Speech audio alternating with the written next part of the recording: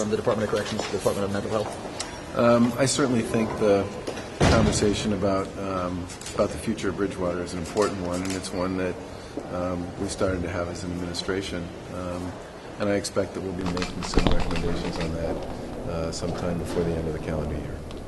Governor, can you give us an update on where the FY17 budget negotiations stand and the report that Senate President Roseberg said this morning that the actual deficiency may be higher than 750? Yeah, we actually just talked about that, and I think we'll probably be revising it today as part of the final disclosure for the issuance that's going to take place. And the revised number will probably be it'll probably be a range because Brexit is out there and we're not exactly sure what that means to all of this as well.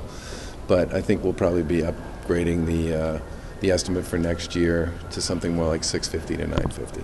Governor, following up on Josh's question, is state government responsible for the death of Leo Marino at Bridgewater State Hospital? We've done the DOC has done an investigation into this as well and has made a series of adjustments associated with their findings on the Marino thing. I haven't read the report you guys are talking about, and I don't want to speak to it having not read it.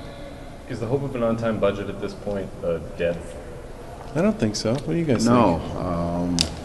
I'd have to say that in talking to the chair of Ways and Means today, he feels that they are making a progress.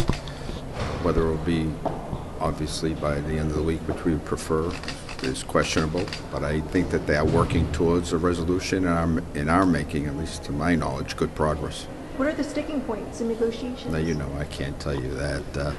All those conversations are kept in confidence. In fairness to the conferees, when they started the process, they were dealing with one revenue estimate, and now they're dealing with a different one. And that all by itself, almost by definition, would create a longer conference and a more difficult set of discussions. I mean, if you're talking about, it's the beginning of the fiscal year, not the middle of it, so to some extent that's better than having to do this in the middle of the year, but it's a big number. Is Brexit responsible for the upgrade, or is that above and beyond what you're revising upward? I would say that what we're talking about here, the reason we're talking about a range is because, first of all, June's not over, so we have an idea where we think June is going to be, but we're not sure about that.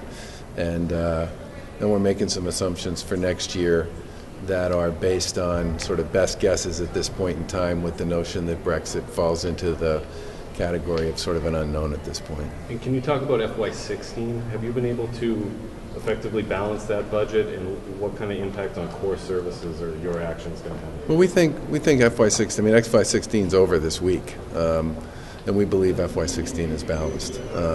People did a tremendous amount of work, nipping and tucking all over the place over the course of the last 60 days or so, and I feel quite confident that we'll end the year in balance. But it was sort of an all-hands-on-deck issue, and obviously has turned out to have more significant consequences for next year than we originally anticipated. We're talking about year-over-year growth here, guys, and we have 4.2% unemployment. We have more people working than we've had at any point in time in our state's history, and I think tax revenue growth in 16 will be up about 2.5%, and tax revenue growth in 17 is going to be projected at this point to be up about 2.8%, which speaks to some extent to the incredible importance of capital gains in the state's overall fiscal picture. And I'm really glad that over the course of the past 18 months to 2 years, we've worked with the House and Senate to reduce our reliance on capital gains tax revenue to fund our ongoing expenses, because that number moves a lot, and when it moves a lot, it has real consequences. Have constituents felt the impact of that nipping and tucking, or is it largely kind of just bookkeeping and moving some numbers? Well, I wouldn't call it just bookkeeping. I mean, we certainly, I would say that for the most part, we've done everything we can to protect what I would describe as core services, and I think we've done a pretty good job on that. It looks like the price tag for South Coast Rail to go up by $1 billion. The time span. The time span also expands a lot. 7 years. Yeah. Is that a project that the administration is still committed to? Or? Well, I think this is being discussed sort of as we speak at the Fiscal Management and Control Board. The proposal that the administration made, and I don't know if the FMCB has signed off on this or not, so you should probably check with them on that, was to continue to do the permitting work associated with the original plan, but at the same time to ask the control board to give us the authority to take a look at the alternative route that some people have proposed previously, which is when you get to Taunton to take a right and go over to Middleborough and then take the Middleborough line up into South Station. It's about a 5-minute difference in terms of how long it takes to get there.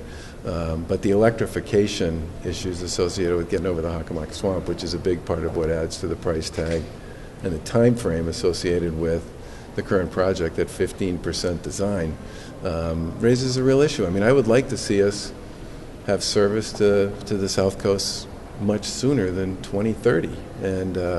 But as I said, I don't know what the FMCB's decision is going to be with respect to sort of pursuing both options. Mr. Speaker, any comments on the non-compete? No-fly, no-buy bill during the meeting today?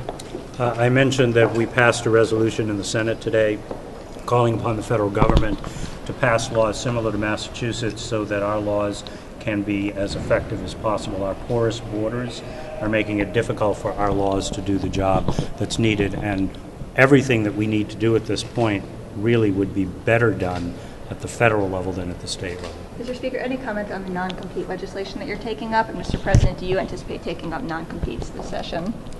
As of right now, we're still waiting to get some feedback as to all the interested parties. My last discussion was that, so far, so good. Obviously, when you have folks feel very strongly on both sides of the issue, it obviously makes for an interesting debate, but we intend to take it up on Wednesday, and hopefully we'll pass it on Wednesday. But as of right now, I think both sides, I think, are fairly comfortable with most of the legislation.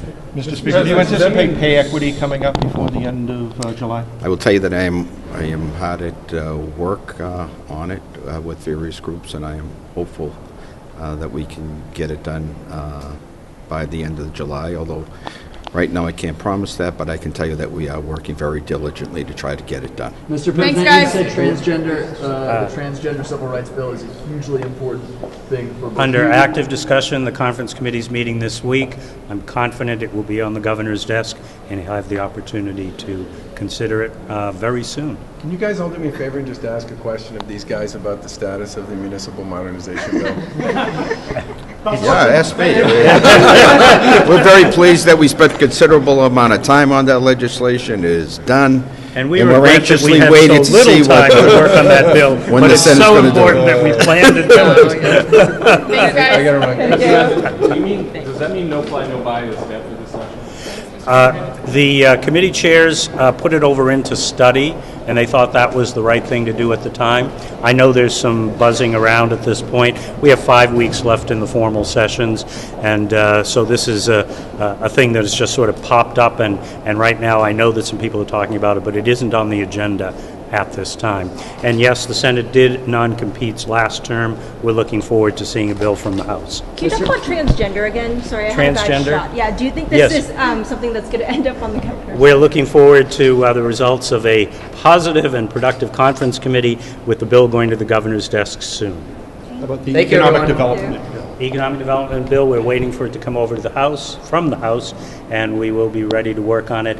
Every day that goes by makes things very, very difficult in terms of getting these big bills done, but we are ready, we're organizing, we're working, and we will work on putting the bill on the floor. Is the budget pretty much the linchpin that's holding all this stuff up? No, that's a totally separate negotiation, which, as the Speaker said, is going extremely well. I don't think there's a day that's gone by where there hasn't been negotiations since the conference committee got set up and had its first meeting, and there have been no, quote, breakdowns of communication. It's just very complicated when you have moving revenue numbers in the middle of a conference committee. But the chairs and the conferees are working through it very, very well, and we'll get it to the governor's desk as soon as we can. Mr. President, have you read that Spotlight series that came out online on Friday and was in Sunday's paper that found that 10% of the state's homicides are committed by people with serious and usually untreated mental illness? And if so, what do you think the state should do about it? So our mental health system, I think there are three things that are going on here. One piece of it is policy, which means we have to make sure we have the right policies in place for the time we're in. The second is we need to make sure that we have the best possible management. There are issues that relate to coordination and some other pieces of the puzzle, and the third is revenue. I think it's just another example of the fact that we have a revenue problem in the Commonwealth, and it's being framed by a lot of people as a spending problem. Well, given everything that we're dealing with, if this picture that's being painted of the mental health system is to be taken seriously and viewed as accurate, the question is, why aren't we funding it at a higher level? And the answer is simple: the money isn't there. Thanks, guys. Thanks a lot. Thank you. Thank you. Thank you.